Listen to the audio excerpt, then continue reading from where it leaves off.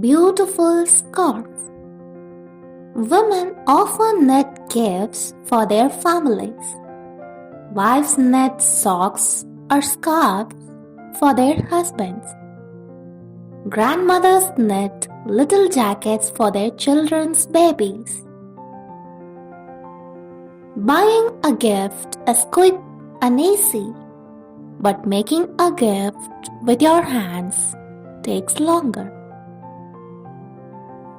And if, like Leonard's wife, your hands are old and stiff and crooked with arthritis, perhaps knitting is not the best thing to do. I will knit him a scarf. Yes, I'll knit him a scarf the same color as his eyes. I wait until my niece takes me shopping. I want to buy some wool, I tell her. I want to knit Leonard a scarf. But you don't knit, she says. She looks at my crooked hands and quickly looks away again. And Leonard doesn't go out anymore. But Petra takes me to the wool shop anyway. I want to buy some blue wool, I say to the woman in the shop. The color of my husband's eyes. I touch a ball of blue wool. That feels as soft as a bird's feathers. Isn't this a little too fine? Asks the woman in the shop. No, it's just right. Later, tired after my shopping, I lie back in my armchair and have a little sleep. When the car stops outside, I'm still half asleep. And in my mind, I see a younger Leonard standing at the door. His back is as straight as a piece of wood, and his blue eyes smile. Is anyone home? Dan calls. I wake with a jump. Here we are, Mr. Phipps, Dan says to Leonard. Holding Leonard's arm, Dan walks him into the house. Thank you, Dan. I take off Leonard's coat and push some hair away from his eyes.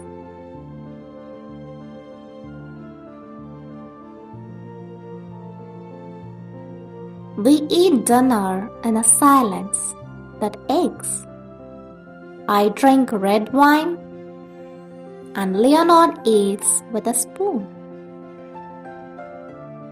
Then after I have washed him and put him to bed, I sit down to knit. The needles are silver, the needles are cold. I take the paper cover off the wool and find one end of it and try again and again to make the first stitch. I am listening to music by Beethoven, and it is nearly halfway through before I have finished the first row of stitches. My fingers hurt, and they won't do what I tell them, but I have begun. Leonard and I met at a concert in Auckland. He was tall with blonde hair then. I can still see him walking towards my seat. took off the soft blue scarf that was the same color as his eyes, and my heart gave a little jump. We talked over supper, and I found out where he lived and what he did. "I'm an eye doctor," he said. "Just beginning.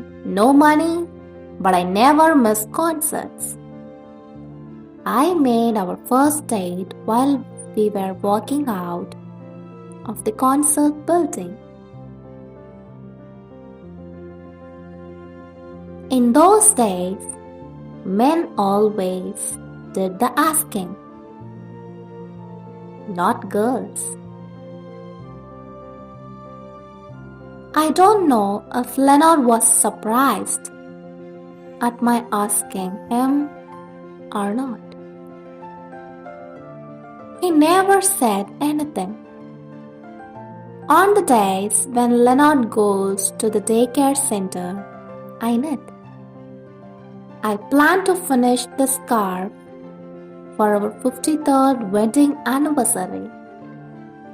The scarf is almost finished, and when I hold it to the light, diamonds shine through. I shake the wool, drop a stitch, try to find it again. Was I more in love with Leonard than he was with me? I have so many questions, and I cannot ask any of them now. "It's finished," I tell my niece, putting the scarf round my neck. "It looks good," she said. "If you don't look too closely, is it a gift?" "Yes, my last." On the morning of our anniversary, I kissed Leonard and gave him the scarf. I know he will not speak, but while I am putting the scarf round his neck, I find that I am still hoping. The scarf is as crooked as my fingers. It's full of holes, long thin holes, little round holes. Leonard puts his hand up and touched the wool, and for one short moment, eyes come alive again. Yes, he wants to tell me. Yes, he wants to say. The scarf is soft. The scarf is blue. The scarf is us.